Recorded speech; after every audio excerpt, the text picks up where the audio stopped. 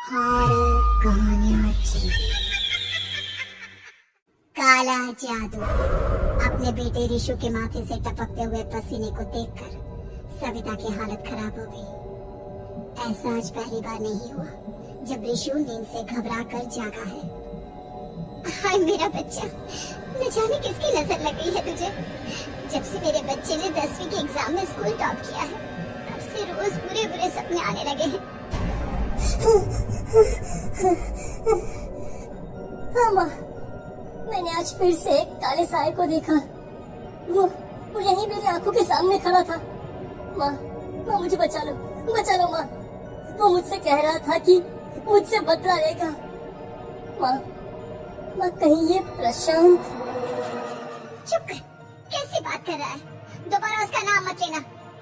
तुझे पता है ना, उस प्रशांत ने आत्महत्या कर ली, तो बार बार उसका नाम मत लिया कर। मम्मी, क्या सच में प्रशांत ने आत्महत्या की थी? चुप कर, बहुत सवाल पूछता है आजकल। और फिर रात के वक्त सविता के पूरे घर में एक अजीब सा काला धुआं छाने लगा। गहरी नींद में सोई सविता की जैसे ही आंख खुली उसका दम घुटने लगा। वो दौड़कर रिशु के रूम की तरफ गई, जहाँ उसके दरवाजे पर घूम के एक काली परछाई देख वो बुरी तरह से घबरा गई। कौन है वो? कौन है? सामने आओ।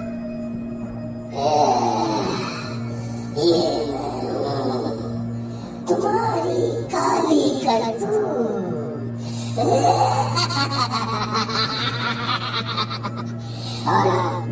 और मैं तुम्हारे बेटे को ले जाने आया हूँ। नहीं, मेरे बच्चे को छोड़ दो प्लीज। मेरे रिशु को कुछ मत करना। वो परछाई रिशु के कमरे में घुस जाती है। सविता भी उसके पीछे पीछे दौड़ कर जाती है और देखती है कि अब वो साया साफ नजर आ रहा है। वो सर से पैर तक खून में सना हुआ था और उसके शरीर के सारे अंग कटे फटे हैं। क्या चाहिए तुम्हें? तुम जो बोलोगे मैं करूंगी, लेकिन मेरे रिशु को छोड़ दो। उस परछाई ने रिशु को गर्दन से पकड़कर दीवार के सहारे हवा में उछाल दिया। रिशु जोर जोर से चिल्लाने लगा। माँ बचाओ मुझे, बचा लो माँ। ये मुझे मार डालेगा। माँ मुझे बचा लो माँ। नहीं, ऐसा मत करो। मुझे मार दो, लेकिन मेरे बच्चे को छोड़ दो। मैं तुम्हारे आगे हाथ जोड़ती हूँ।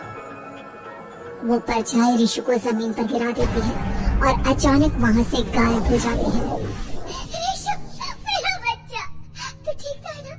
कुछ बोल बेटा, क्या हुआ है तुझे? मैं ठीक हूँ माँ। क्या हुआ था यहाँ पर? कुछ नहीं बेटा, कुछ नहीं। तू परेशान मत हो। हम कल ही गांव के बाहर जो तांत्रिक महाराज रहते हैं उनके पास चलेंगे। ठीक है माँ, हम जल्द ही उनके पास चलेंगे। मुझे बहुत डर लग रहा है माँ। ये बार बार मुझे डरावने सपने आना, ये सब हमारे साथ क्यों हो रहा है माँ? अगले दिन सविता अपने बेटे रिशु को लेकर गांव के बाहर तांत्रिक के पास जाती है। जिस जगह पर तांत्रिक रहा करता था वो जगह बहुत डरावनी थी। चारों तरफ कंकाल और खूब मूर्तियां नजर आ रही थी। गांव से दूर वीरानी में उस जगह पर जोर से आंधी चल रही थी। रिशु ने डर कर अपनी माँ का हाथ पकड़ लिया। माँ मुझे बहुत डर लग रहा है। ये कैसी जगह है? देख बेटा, हमारे साथ जो कुछ भी हो रहा है उसका इलाज सिर्फ और सिर्फ ये तांत्रिक महाराज ही बता सकते हैं। अब यही है जो हमें प्रॉब्लम से बाहर निकाल सकते हैं। जैसे ही सविता और रिशु तांत्रिक की झोपड़ी के अंदर पहुंचे, वहाँ का नजारा देखकर उनकी आंखें फटी की फटी रह गई। तांत्रिक की झोपड़ी के अंदर कई सारे लोग अपनी गर्दन घुमा घुमा कर जोर जोर से चीख रहे थे। कौन हो तुम और यहाँ क्यों आई हो? महाराज, मेरे बेटे को कुछ दिनों से एक डरावनी काली परछाई नजर आती है और कल रात उसने मेरे बेटे पर हमला भी कर दिया।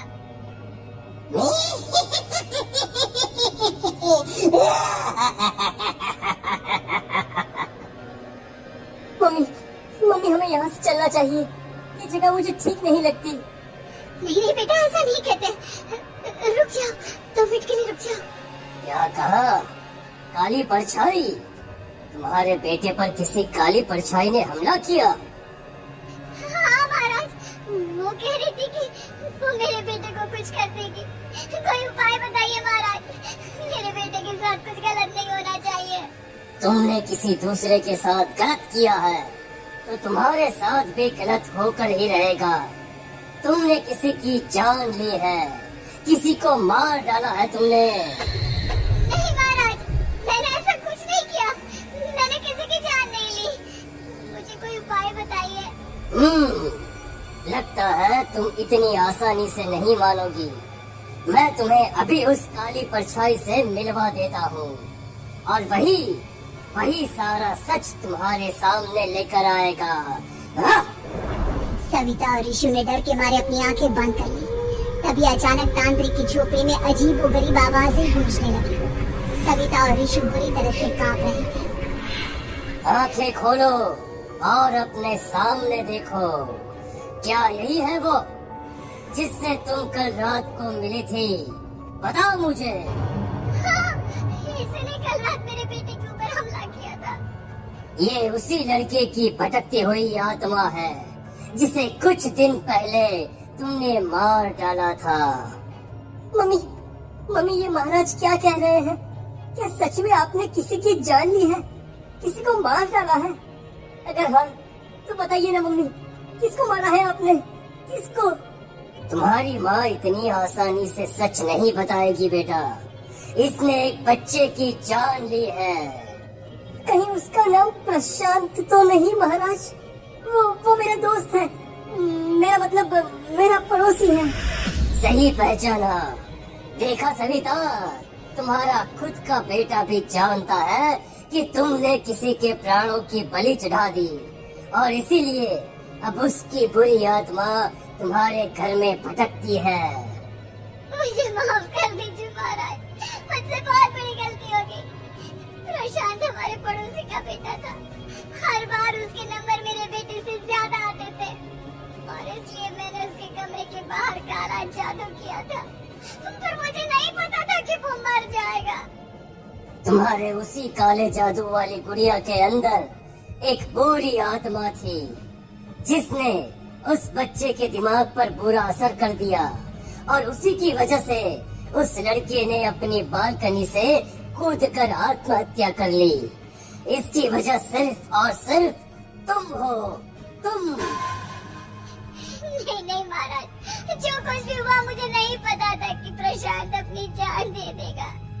प्रशांत की आत्मा इस वक्त तुम्हारे सामने खड़ी है, हमसे बात करना चाहती है। बोलो क्या कहना चाहते हो? मैं जीना चाहता था, बड़ा होकर कुछ बनना चाहता था। आपके बेटे से मुझे कोई परेशानी नहीं थी। अरे वो तो मेरा अच्छा दोस्त था। मुझे माफ कर दो बेटा, मुझसे बहुत बड़ी गलती हो गई, मुझे माफ कर दो। माफ करने से मुझे वापस जिंदगी नहीं मिल जाएगी। मेरे माँ बाप आज भी मेरे लिए रोते हैं। आपने मेरे साथ बहुत गलत किया है, बहुत गलत। और तभी अचानक प्रशांत की आत्मा वहाँ से गायब हो जाती है। सविता जोर जोर से रोने लगती है। सुन लिया तुमने? ये तुम्हारे अपने ही किए हुए पाप हैं जो इस तरह से तुम्हारे सामने आ रहे हैं। माँ, ये आपने अच्छा नहीं किया। सिर्फ 10th बोर्ड के एग्जाम में मैं टॉप कर पाऊँ इसलिए आपने मेरे दोस्त के ऊपर काला जादू कर दिया। नहीं मम्मी नहीं, अब हम कभी खुश नहीं रह पाएंगे, कभी नहीं। मेरे दोस्त की आत्मा को कभी शांति नहीं मिलेगी मम्मी, कभी नहीं। लेकिन मैंने जो कुछ भी किया सिर्फ तुम्हारे लिए किया। वो लड़का हमेशा फर्स्ट पोजीशन पर आ जाता था और इस वजह से हमेशा तुम्हारे मार्क्स कम पड़ते थे। मैंने तो सिर्फ उस पर एक छोटा सा काला जादू किया था बेटा। मुझे क्या पता था कि उसका ये नतीजा निकलेगा। जिस गुड़िया को तुमने उस लड़के के कमरे के दरवाजे पर लगाया था, दरअसल उसके अंदर एक बुरी आत्मा का प्रवेश हो गया था, जैसा कि अक्सर काला जादू करते समय हो जाता है। मुझे अपनी गलती का एहसास हो गया है। मैं प्रायश्चित करना चाहती हूँ, आप बताइए मैं क्या करूँ? प्रशांत के घर जाकर उस काली गुड़िया को वहाँ से निकालकर यहाँ लेकर आओ। मैं उसे आग में जलाकर राख कर दूंगा और उसके बाद प्रशांत की आत्मा को हमेशा के लिए मुक्ति मिल जाएगी। अगली रात सविता चुपचाप अपने पड़ोसी प्रशांत के घर जाती है। प्रशांत के माँ बाप प्रशांत की मौत के बाद उस घर को छोड़कर हमेशा के लिए वहाँ से चले गए थे। जैसे ही सविता उस घर के अंदर कदम रखती है, उसका सामना अजीबोगरीब हैवानियत से भरी आवाजों से होने लगता है। ऐसा लग रहा था जैसे कोई बुरी तरह से चीख रहा हो। सविता जैसे ही प्रशांत के कमरे के बाहर पहुंचती है, वहाँ पर लटकी हुई गुड़िया के शरीर से खून टपकने लगता है।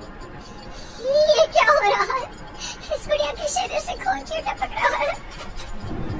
सविता हिम्मत करते हुए उस गुड़िया को वहाँ से उतारने की कोशिश करती है, लेकिन तभी अचानक से बहुत भयानक दिखने वाली औरत उसकी आंखों के सामने आकर खड़ी हो जाती है। मैं यहाँ से कहीं नहीं जाऊंगी, और अगर तूने मुझे यहाँ से हटाने की कोशिश की तो मार डालूंगी मैं तुझे। नहीं, मुझे तुम्हें यहाँ से ले जाना ही होगा, नहीं तो मेरा बेटा, उसकी जान को खतरा है, मैं तुम्हें नहीं छोड़ सकती। अगर तुम्हारे अंदर हिम्मत है तो मुझे इस घर से बाहर ले जाकर दिखाओ। और ऐसा कहकर वो औरत सविता के ऊपर हमला कर देती है और उसे हवा में उछाल कर जमीन पर पटकती है। लेकिन तभी अचानक मौका देखकर सविता अपने हाथ में ली हुई सुई उसके हाथ में चुभो देती है। हाथ में सुई लगते ही वो औरत जमीन पर तड़पने लगती है। ये क्या किया तूने? ये क्या कर दिया? तुझे ऐसा नहीं करना चाहिए था।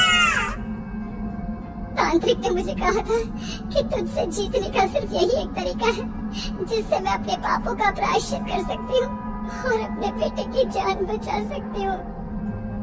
और उसके बाद वो डरावनी दिखने वाली औरत एक छोटी सी जादुई गुड़िया में तब्दील हो गई और सविता ने उसे ले जाकर तांत्रिक को दे दिया। तांत्रिक ने जादुई गुड़िया को आग के हवाले कर दिया।